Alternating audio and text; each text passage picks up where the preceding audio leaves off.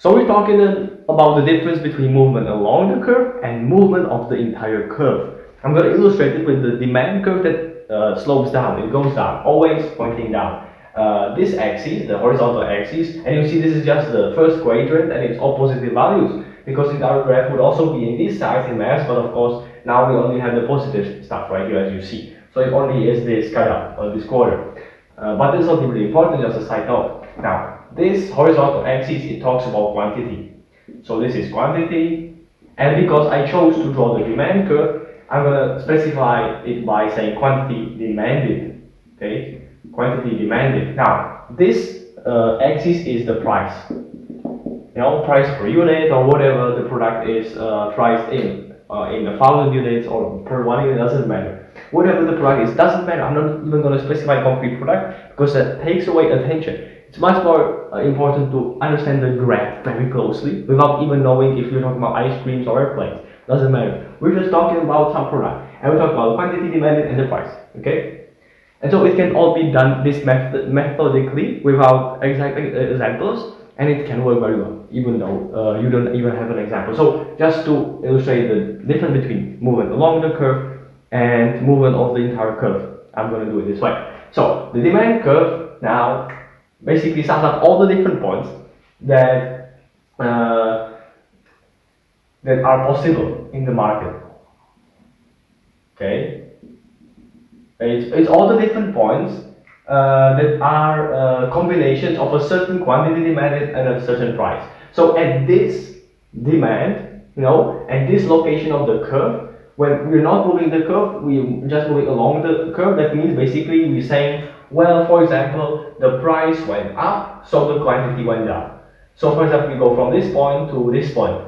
The price went up by this, you see, the vertical, and the quantity went down to the left, horizontal. And so that's movement along the curve. You go from one point to another point, but you still stay on the same curve because the curve, and why I drew it straight is because it's much more easy to illustrate all this stuff and explain all this stuff on a straight, simple curve, because it's much simpler of a geometrical object than a bend curve, which would be hard to move and, as you say, shift and so on. But now we're not shifting yet. So when we're moving along the curve, that just means we go from one point on the curve to another point. The line is what bounds our motion. We don't go out of the curve. And why is it? That's very often when just the price changes. So it's still the same product, but for example, I don't know, the price of the same car or price of ice creams, I don't know, goes up. So price goes up. You stay on the same curve, and this is a price determinant. Direct price determinant. So the price goes up and the direct reaction of the market,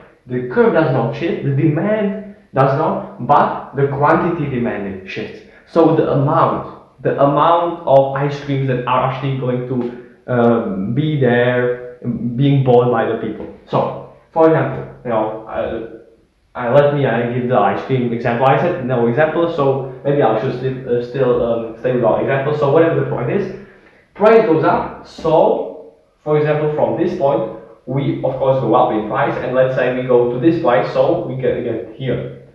Price went up by this, and quantity therefore went down by this. And so we still stay on the curve, and this is movement along the curve. This is what the law of demand, and even with supply, what the law of supply based off of is the property, the relationship between these two axes.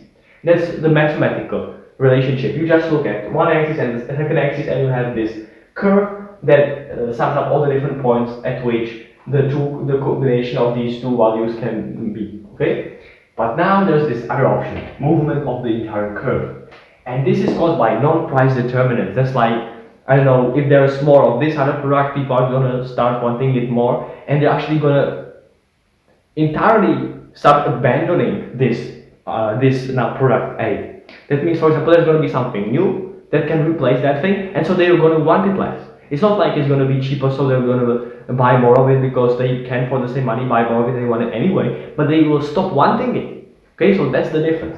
So in such a case, the demand curve will shift, but it's non-price determinants. The price itself, when it's the same product, the same circumstances, just the price changes numerically. It does not shift the curve. It only moves you along the curve from one point on the curve to another. You're bounded by the curve. The curve gives you the the space for motion, and so you only go inside the curve. But as I say now, non-price determinants let you shape the curve. And so, for example, let's say there's a new product that will replace this product. People will, instead of this product, start buying that product, not necessarily because of that product being cheaper. Maybe it's better, maybe they want it more for whatever reason. Some non-price determinant up on there. So the demand for this particular product will go down, for example.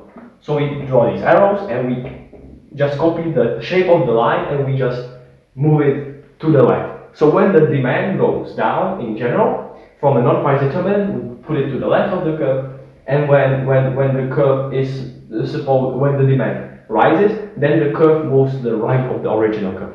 So now this is our, let's say, D2. D1 was the initial, and D2 is now the result after the demand dropped. Okay? And so you see, for each price, for the same price, we will have a lower quantity now from that. Okay? Now, if I don't know, some other product stop being produced and all possible consumers move to this one, so that will be the opposite case. People start wanting it more for a non-price related reason, then the demand for this can go up, and so it will move to the right. So the curve will move to the right. See, at the same price, more of it will be demanded. Okay, more of it will be demanded. So there is the difference between movement along the curve and movement of the entire curve. And there's more to it, and you have to really draw this and think about it deeply.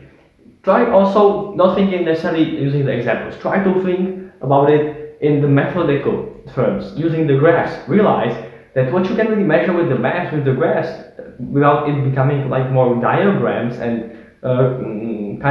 confusing pictures, is when you have one curve and you're moving along that curve. But once you start shifting curves, you can no longer just view it as a simple graph. It becomes something more. You know, just in functions with math, you cannot have two values for the same input.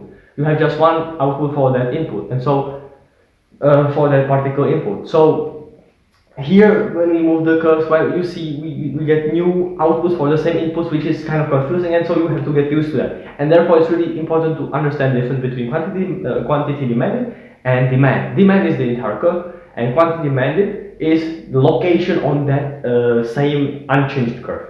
So the demand is when the entire curve becomes a new curve somewhere else, shifts, and quantity demanded is just you stay on the same curve but you move to a different place on that curve.